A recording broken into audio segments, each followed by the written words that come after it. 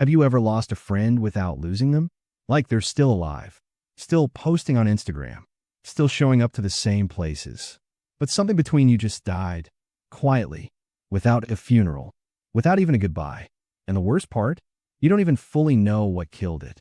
If that person was an INFJ, welcome to one of the most disorienting emotional experiences a human being can have. Because INFJ friendships don't end the way normal friendships end. There's no blowout argument you can point to, no betrayal you can name, no moment where someone said, "We're done." It's more like waking up one morning and realizing the warmth is just gone. And it's been gone for a while. You just didn't notice until it was too late. Here's what nobody tells you. INFJs aren't broken. They're not saboteurs. They're operating from an entirely different psychological architecture. Once you understand how their minds actually work, the chaos makes perfect sense. By the end of this, you won't just understand what happened. You'll finally stop blaming yourself for something that was never entirely about you at all.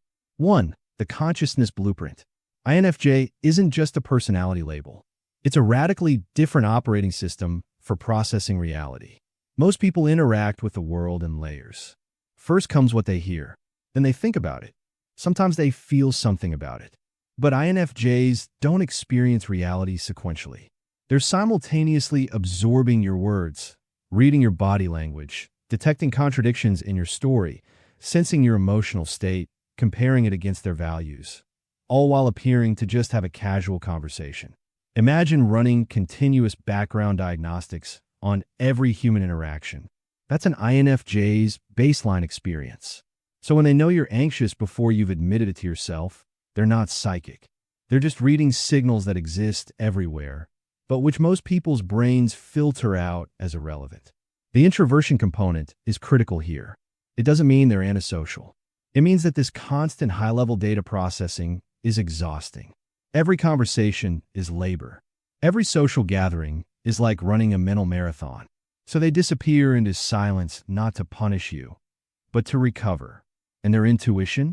That's where the real magic and later the real damage happens. They don't guess about people. They know, not always accurately, but with absolute confidence. Over time, this creates a problem. They believe they understand you on a level that doesn't actually exist. They've built a comprehensive internal model of who you are, what you need, and what you're capable of. That model shapes everything. Finally, the judging component means they need closure and certainty. They want to understand you completely, categorize you, and have that understanding feel permanent. Once they've decided who you are, they expect you to be that person forever. Now, imagine someone operating from this framework, trying to maintain a friendship with someone whose brain works completely differently. The collision is inevitable. 2. The intoxicating beginning. Here's what makes this so maddening. INFJs are arguably the most intensely devoted friends on the planet. While they're in it, they remember everything. They see through everything. They love in a way that makes you feel like you finally found someone who gets it, gets you, in a way nobody else ever has. From day one, they don't do surface level. Ever. The very first real conversation you have with an INFJ feels different from conversations you've had with anyone else, because they're not performing interest, they're actually interested. Not in your job title or your weekend plans. In your fears, your contradictions, the gap between who you are and who you're trying to become. They ask the questions nobody thinks to ask. They listen the way nobody thinks to listen. But something is happening in the background. While they're getting to know you, they're also constructing an idealized version of you. Not consciously. It's automatic. They're taking the information you give them, filtering it through their intuitive lens, and creating an image of who you really are beneath all your defenses. Here's the danger. That image is about 70% accurate and 30% projection. They filled in the gaps with who they think you could be, what they believe you need, and how they imagine you should grow. And they become absolutely convinced that their version is the real you, more real than your own understanding of yourself. And they're not telling you any of this. The expectations are abstract, unspoken, and nearly impossible to meet. But you're about to start failing at all of them without even knowing what the test was. 3. The expectations prison. Somewhere around the 6-month mark, you'll start noticing a shift. The INFJ becomes more critical, more withdrawn, more easily disappointed. You might not even realize it's happening because it's subtle. A comment that sounds casual but carries weight. A moment where you sense disappointment in their silence. What's actually happening is that the real you is starting to diverge from their constructed image of you. And they're experiencing that divergence as betrayal. You mentioned wanting to learn guitar 6 months ago. They've been thinking about that, imagining your musical journey. But you haven't learned guitar. You've been busy. Life happened. From your perspective, it was a passing thought. From their perspective, it was a window into your potential that you're now wasting. You made a decision they disagree with. They don't just think it's wrong. They think it's a betrayal of who they believed you to be. You needed a week of surface-level friendship, dumb jokes, no emotional depth, just existing together. They interpreted that as you closing yourself off. And none of this is communicated directly. An INFJ would rather suffer in silence than risk confrontation. So they're tracking your failures against an internal standard while you're completely unaware that you're failing anything at all. 4. The silent goodbye. This is the part that's going to explain something that's probably been living in the back of your mind, unnamed for years.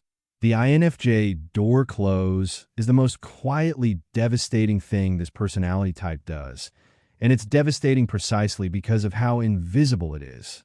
There's no confrontation, no ultimatum, no dramatic exit. What happens is entirely internal, private, completely hidden from the outside world until it's already finished. Here's how it unfolds. Over time, through small moments of feeling dismissed, misunderstood, or simply unseen, an INFJ accumulates weight. They carry it without telling you. They process it alone in that deep interior world where they spend most of their real lives. And at some point, without ceremony, they cross a threshold. The door closes.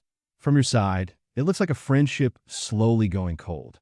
From their side, the decision was already made weeks ago, maybe months ago. They've already grieved the friendship, already said goodbye in their own private way. What you're experiencing as a gradual cooling, they've already experienced as a completed ending. This is why trying to fix things with an INFJ who's already door closed you feels like screaming into a void. You're not speaking to the version of them who was your friend. That version has already left the building. You're speaking to the polite, controlled, emotionally evacuated shell they leave behind. Why do they do this without warning? Because most of them tried warning people before. Most of them said, in 100 small ways across time, this isn't working for me. And those signals were ignored. So eventually, many INFJs stop giving signals. They just leave from the inside first, and then quietly from the outside too. 5. The slow resentment spiral. There's a particular way that resentment grows in INFJ friendships, and it's almost clinical in its precision. Every disappointment gets filed away. Not forgiven, filed. They're not keeping a literal list, but their emotional bookkeeping is meticulous. You forgot plans you made. You said something that contradicted a value they hold. You prioritized someone else when they needed you. You weren't as emotionally available as they needed. Each incident gets cross-referenced. An INFJ's mind is constantly making connections. That time you made a joke about something they care about deeply, it's not just a single incident. It's connected to that other time you seemed dismissive.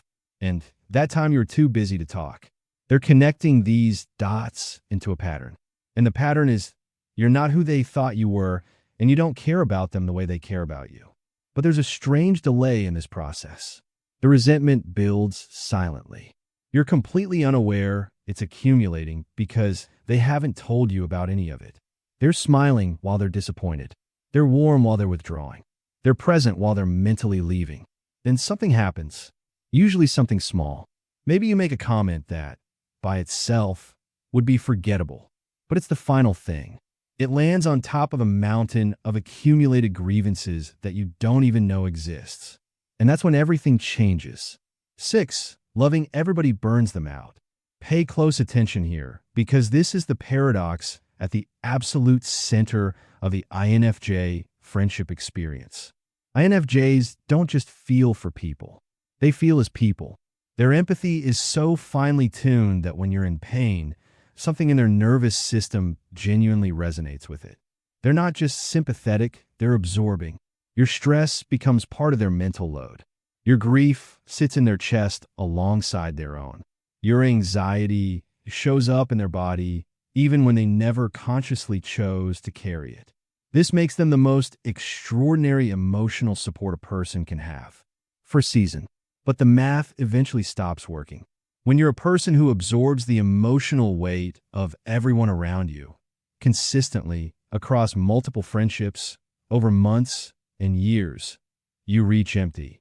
And from empty, the generous, present, deeply attentive version of yourself that everyone loves, that version can't perform anymore. Because it's not a performance. It was always real. And real things run out when they're not replenished. The part that breaks people's hearts is this. The INFJ often doesn't tell you when they're running low. They keep showing up. They keep giving. They keep absorbing. Until one day, they simply can't anymore. And the only way they know how to protect what's left of themselves is distance.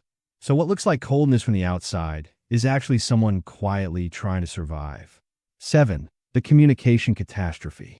Here's where INFJs fail their friendships hardest. They're terrible at direct communication about relationship issues. An INFJ can read you like an open book. They can sense when you're anxious. They can detect when you're pulling away. But when it comes to actually telling you what they need from the relationship, they become almost incomprehensible. They make vague comments instead of direct statements. I just don't feel like this is working the way it should. Instead of explaining what that means, they expect you to understand the implication. And when you ask them to clarify, they get frustrated. From their perspective, the meaning should be obvious. They drop hints instead of raising issues. They interpret your requests for clarity as proof that you don't care enough to understand them. If you were really their friend, you would just know what was wrong. So you're simultaneously being judged for something you don't even know you've done and blamed for not understanding a message that was never actually communicated. It's an impossible position. And here's the cruel part. They've usually already mentally left the friendship by the time you realize there's a problem. They've been quietly processing their disappointment for weeks or months. They've already begun the work of emotionally closing the door. When they finally do communicate, if they ever do, it often comes as a shock. Because from your perspective, everything was fine. But from theirs, they've been saying goodbye in subtext the entire time. 8. What INFJs actually get right. Before we go further, let's acknowledge something important. INFJs aren't all dysfunction. When they work beautifully. An INFJ who's chosen you genuinely has your back. This isn't performative loyalty. This is the kind of friendship where they'll show up for you during your darkest moments and ask nothing in return. They're not flaky. They're not going to abandon you when things get difficult. If they've decided you're worth their time, they mean it. They also see you, really see you, not the version you present to the world, but the actual human underneath.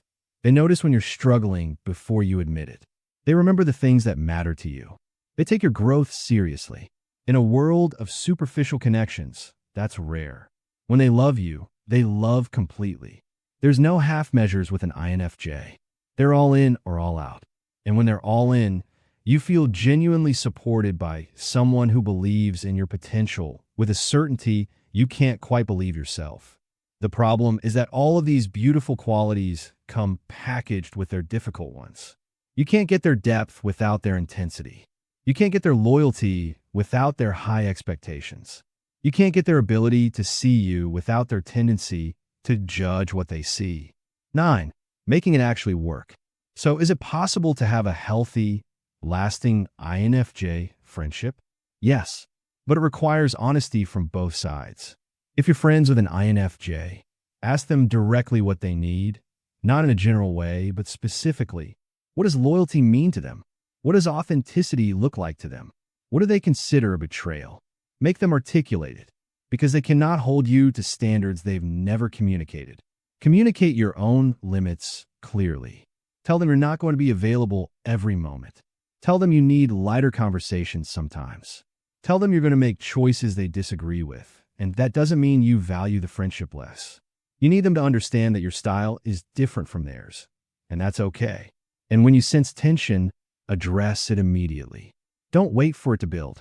Push back on vagueness. Insist on clarity. Make it impossible for resentment to silently accumulate. If you're the INFJ, acknowledge that your intuitive reading of people isn't always accurate.